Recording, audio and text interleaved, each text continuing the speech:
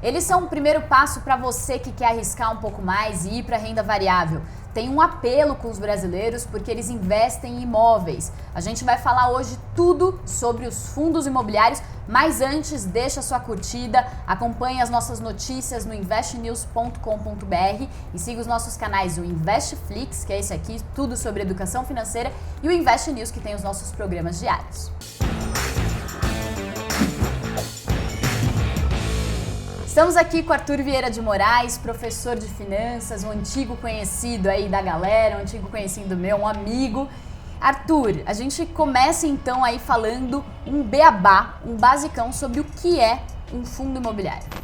Básico é um fundo, então é um coletivo, um investimento coletivo. Um monte de gente vai lá, deposita dinheiro em um fundo e aí um gestor profissional vai fazer uma alocação desse dinheiro. Essa resposta poderia estar te falando sobre fundo DI, fundo de ações, fundo multimercado. Se ele é um fundo imobiliário, o gestor vai investir em empreendimentos imobiliários. Imóveis, mas muito mais do que imóvel. Tem fundo imobiliário que não tem nem sequer um imóvel lá dentro. E no mercado isso é chamado de fundo de papel. Então é um mundo bastante amplo, de muitas possibilidades que se encaixa para todos os perfis. E dentro de fundo imobiliário, se eu quero ser mais arrojado, eu vou encontrar algo mais arrojado. Se eu quero ser mais conservador, também vou encontrar algo conservador. Isso nos leva então, Arthur, aos tipos de fundos. Quais são os principais tipos que a gente encontra no mercado? Primeiro, de uma forma ampla, tijolo e papel. Tem os fundos que têm imóvel de verdade, imóvel de tijolo. E tem uns que só tem papel lá dentro, e principalmente títulos de renda fixa. CRI, Certificado de Recebíveis Imobiliários, LCI, que todo mundo conhece, a letra de crédito imobiliário. Se tem imobiliário, pode ter dentro do portfólio de um fundo imobiliário. Então ele vai acessar imóveis direto ou indiretamente. Tem LIG dentro de fundo imobiliário. A LIG, inclusive, é um produto novo, né? É um produto relativamente novo, é a letra imobiliária garantida. Também tem, os fundos imobiliários podem investir. Acho que ainda não começaram, mas tendem a investir. Desses papéis, o que eles mais investem são os CRIs, Certificado de Recebível Imobiliário. E aí, esses que são os fundos de papel, eles podem ser mais arriscados, considerados mais arriscados? Porque a CRI, por exemplo, é um título arriscado. Renda fixa de crédito privado. Olha que interessante que é essa partezinha do mercado. Fundo imobiliário é um ativo de renda variável, tá? E aí você pega um fundo de renda variável que só investe em renda fixa. Tem alguns fundos imobiliários que só tem CRIs lá dentro, carteiras bilionárias de CRIs. E é um fundo de renda variável com renda fixa só lá dentro. Ele pode ser mais ou menos arrojado de acordo com a característica dessa carteira. Tem fundos conservadores que compram CRIs com boas garantias. E aí tem um rating, né? Tem um rating. E aí ele vai pagar mais ou menos como hoje, CDI mais 2, IPCA mais 3, coisa assim. Tem fundos muito mais arrojados que eu vou investir em CRIs que pagam hoje, cenário de hoje, IPCA mais 15. Enquanto um título público paga IPCA mais 3,5 no longo prazo, tem um CRI pagando IPCA mais 15. Óbvio que o risco dele é muito maior. Muito acima de... Um risco muito grande. De vários rendimentos. Para uma expectativa de rendimento muito grande. Então, dá para o investidor encontrar aquilo que ele quer. Certo. Dos fundos de tijolo, né, que investem em imóveis, quais são os tipos de imóveis que a gente pode encontrar dentro desses fundos? A rigor, qualquer imóvel cabe dentro de um fundo imobiliário, certo? Não tem negócio sem imóvel. Até um home office acontece at home. Não existe negócio sem imóvel. É muito bom. E onde tem imóvel pode ter fundo imobiliário. Certo. Quais os segmentos que já estão melhor desenvolvidos no Brasil? Lajes corporativas, que são escritórios de grande porte, né? Galpões de logística, shopping centers, os de papel que a gente falou, e os fundos de fundos. Então, falando de tijolo especificamente, os 3 principais segmentos: escritórios, galpões e shoppings. Agora, dá para encontrar já fundos que investem em hotéis, em hospitais, em varejo, lojas de varejo em geral, loja de rua, não só loja de shopping, agências bancárias, cemitério, fazendas, silos. Sabe, silo de armazenar grão? Sim. Também é considerado um imóvel. Tem fundo imobiliário que investe nisso. Gente, que curioso. O que é o mais estranho que você já viu? Talvez os silos? Olha, o silo é o cemitério, né? Cemitério também, acho que ninguém tinha pensado em ver aquilo como uma fonte de renda. Mas são lucrativos pra caramba também, porque todo mundo morre, né? Exatamente. E é um imóvel. A terra nua já é imóvel, então em qualquer lugar dá para ter fundo imobiliário. A questão é a viabilidade econômica de um negócio quando eu trago para o investidor em geral. Se não for interessante para ele investir naquilo, fácil risco, ele não vai ter mercado. Mas pode ter fundo imobiliário de tudo que você imaginar. Tá, aí a gente falou de várias coisas, várias possibilidades dentro dos fundos imobiliários, mas você precisa ser um expert em mercado imobiliário? Você precisa estar inserido no mercado imobiliário para escolher um bom fundo? Não, a ideia de investir via fundos é justamente essa, é contar com um gestor profissional. É óbvio que você tem que ter noções mínimas das diferenças entre um tipo e outro de imóvel. Mas isso é, na verdade, uma vantagem dos fundos imobiliários. Se num primeiro momento isso pode parecer complicado, quem é que tem acesso a investir num shopping? Ou investir num silo, se eu moro em São Paulo e eu tenho uma carteira de silos. Não é para sair investindo da noite para o dia sem entender o que tem lá dentro. Mas é uma grande vantagem, eu tendo uma mínima noção, porque quem tem que saber de verdade é o gestor daquele fundo, eu consegui diversificar o meu portfólio de investimentos. Mesmo que eu seja uma pessoa que só quer investir em imóveis. Não quero saber de bolsa, de ações e tal. Com o fundo imobiliário que eu vou ter que acessar via bolsa, o meu portfólio de imóveis passa a ser muito diverso. Diversificado, mais seguro e eventualmente mais rentável. Certo. E só para completar essa questão de diversificação, se eu tenho ali minha carteira de investimentos, tenho vários investimentos, renda fixa, renda variável, qual que seria um percentual assim adequado para eu colocar na carteira de fundos só de fundos imobiliários? Legal. Lá fora tem muito estudo disso. O fundo imobiliário existe no mundo inteiro. Só nos Estados Unidos são 87 milhões de investidores. E lá eles estudam bastante a fundo todas as classes de ativos. Lá se recomenda de 5 a 15% de fundo imobiliário, lá eles chamam REITs, tá? Real Estate Investment Trust. Dentro da carteira de investimento? Isso. 5 a 15%.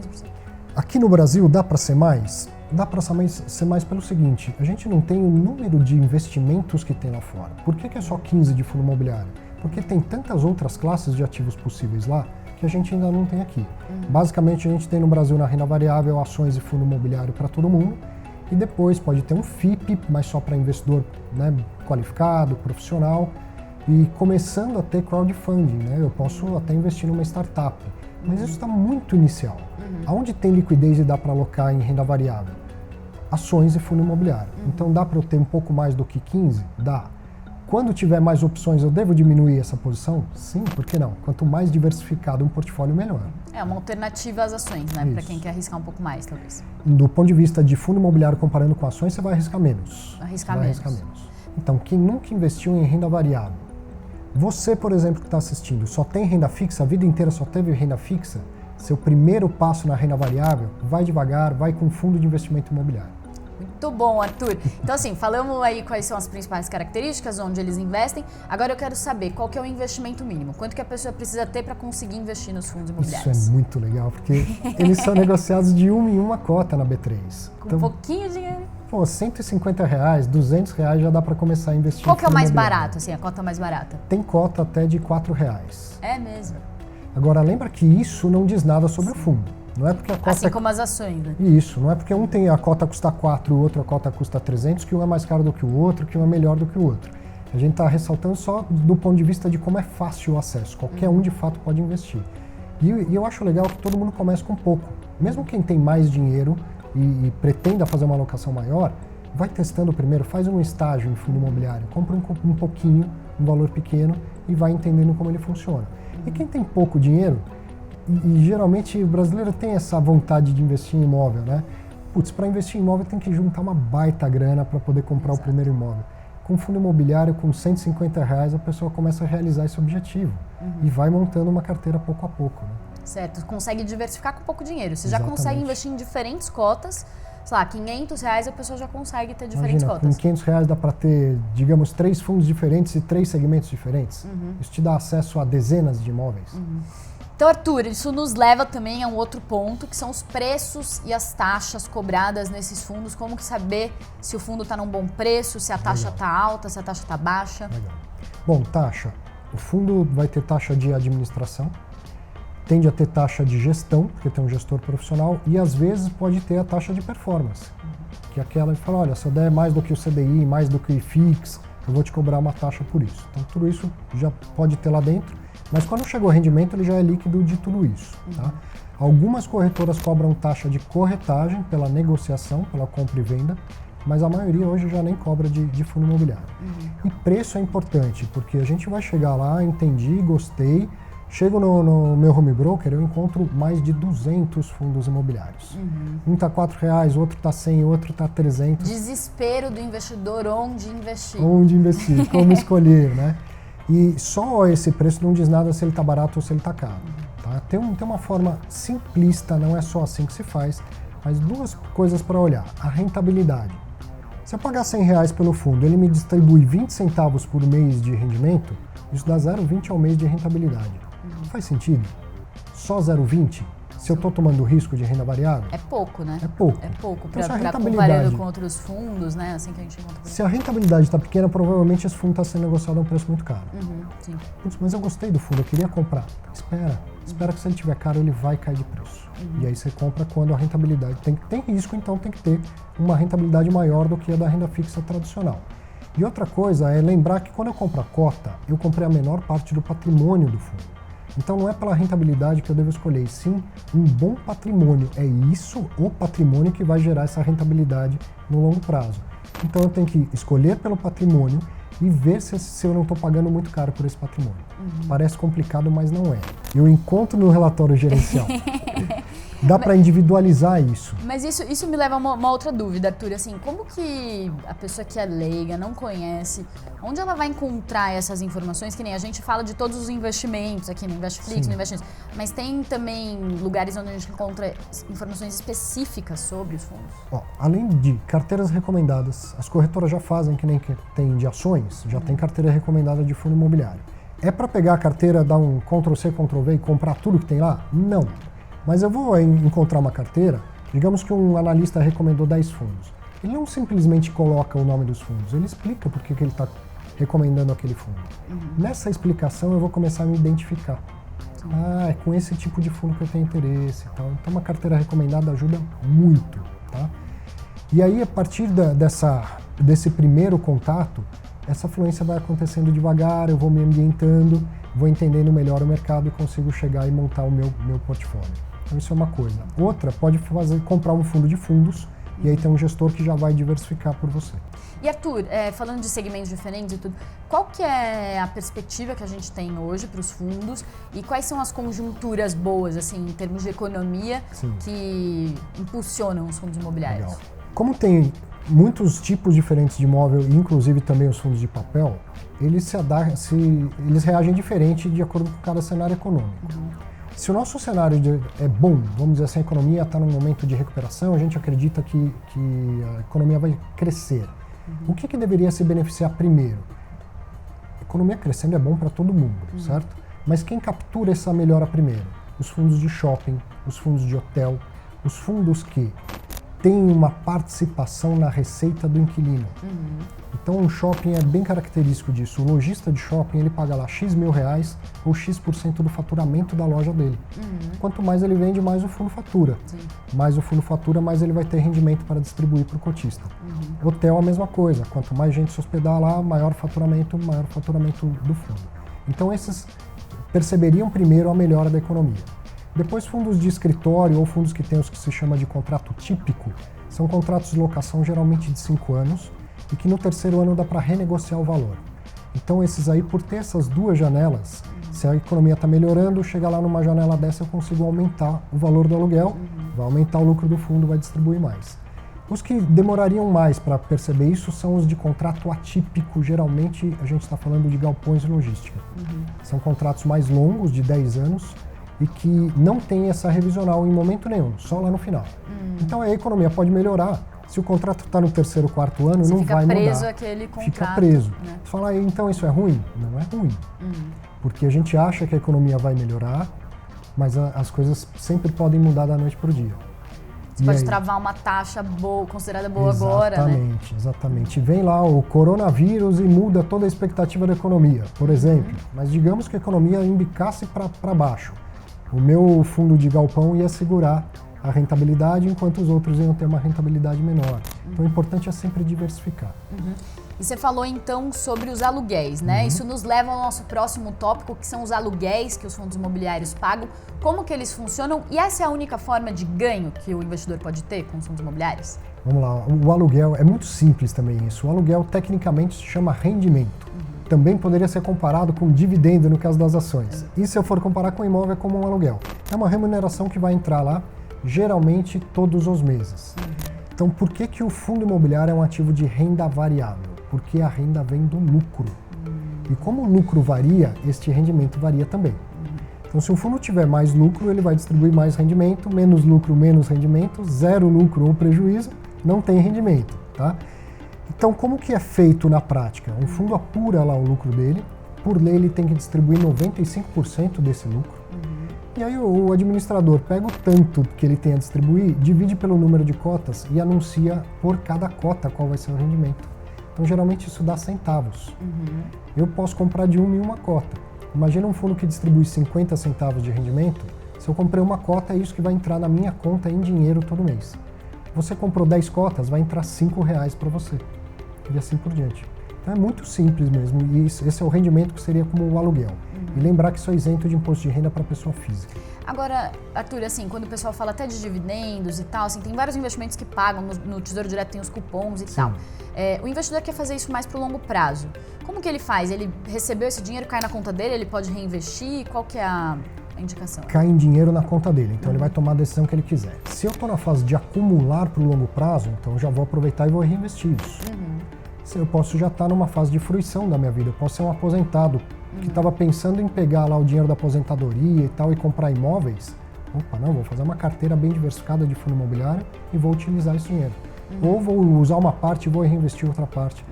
A decisão é toda do investidor, porque entra em dinheiro mesmo, na conta todo mês, e aí ele faz o que quiser. Mas não tem um reinvestimento automático, não assim, tem um reinvestimento né? Você automático. pega o dinheiro, tem que ficar esperto que ele caiu na conta e já saber o que você vai fazer. Geralmente pinga no dia 15. No dia 15. Não é uma regra, mas a maioria E qual que é a entra no dia frequência de distribuição? 15. Por lei é semestral, mas a praxe é que seja mensal.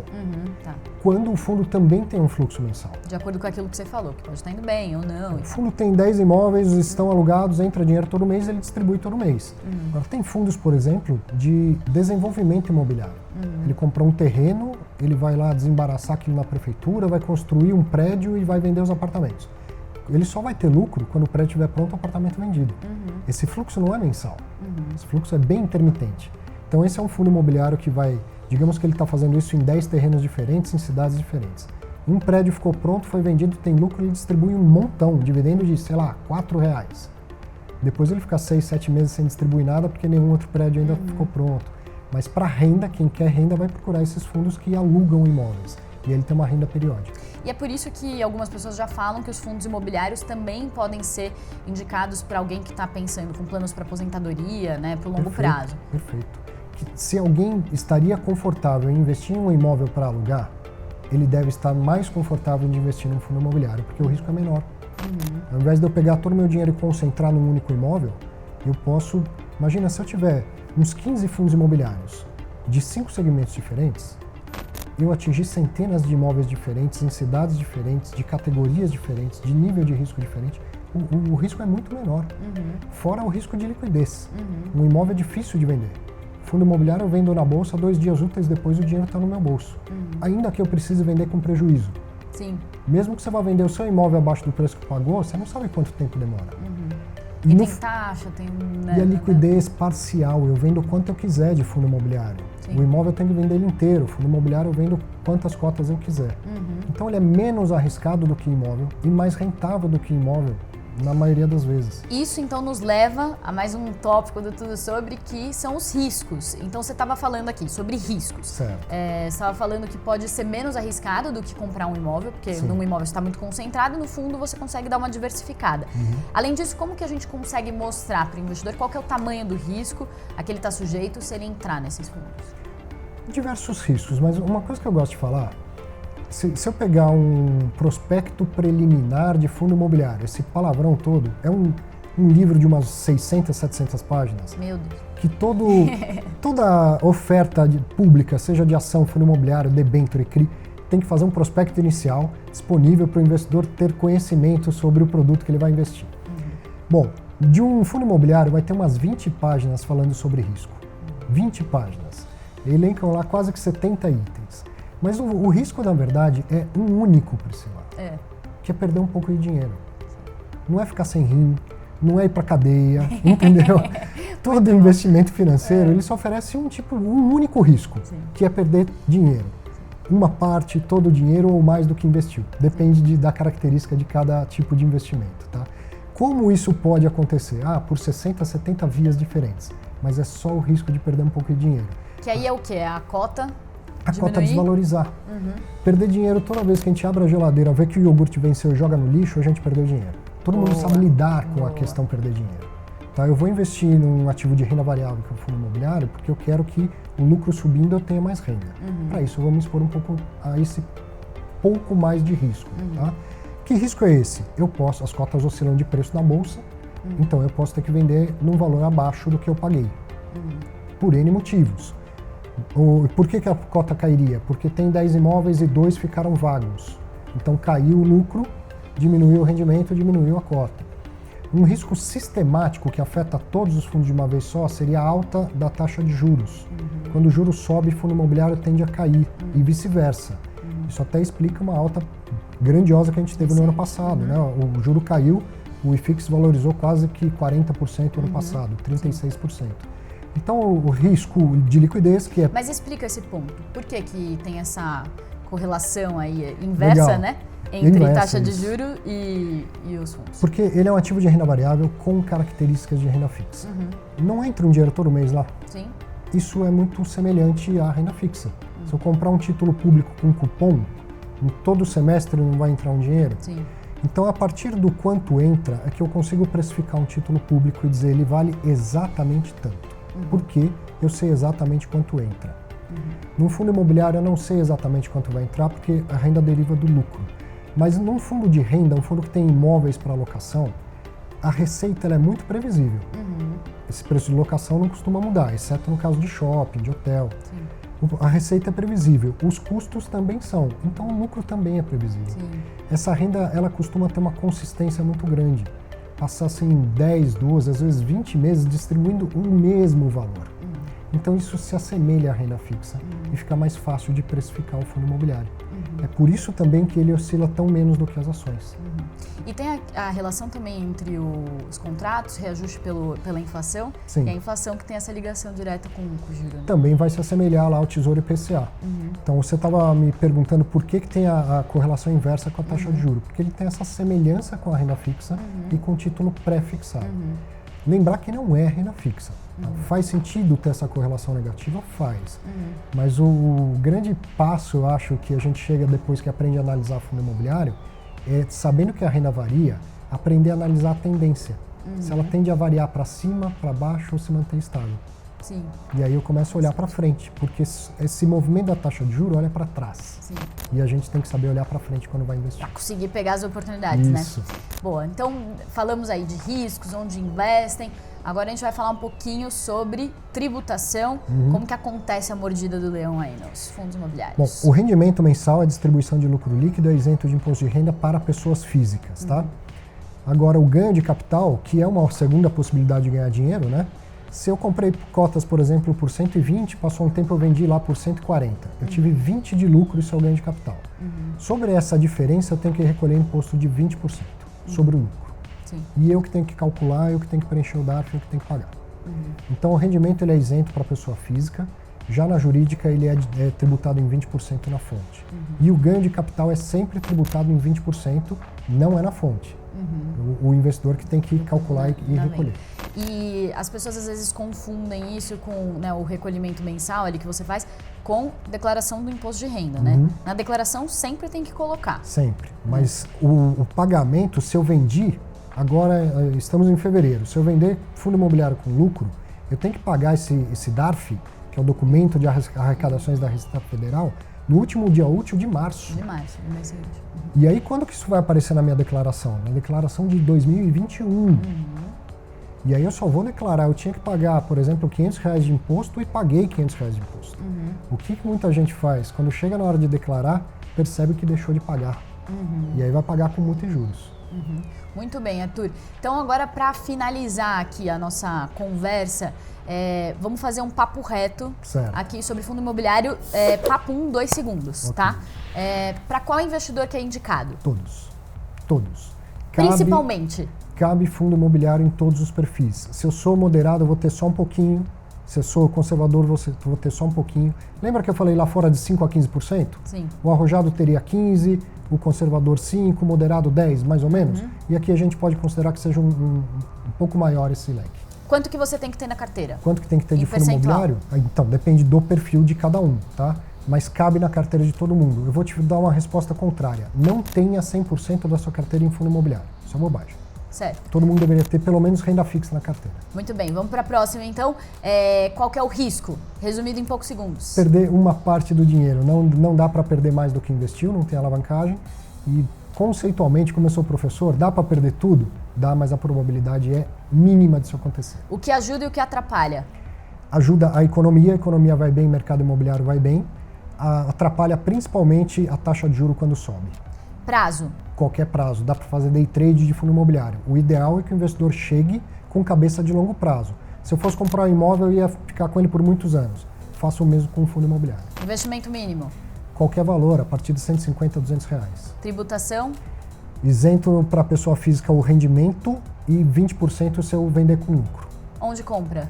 Via bolsa de valores, então via qualquer corretora de valores. Basta ter conta numa corretora e aí a partir do home broker lá eu consigo encontrar os fundos. Quantos fundos ter para diversificar?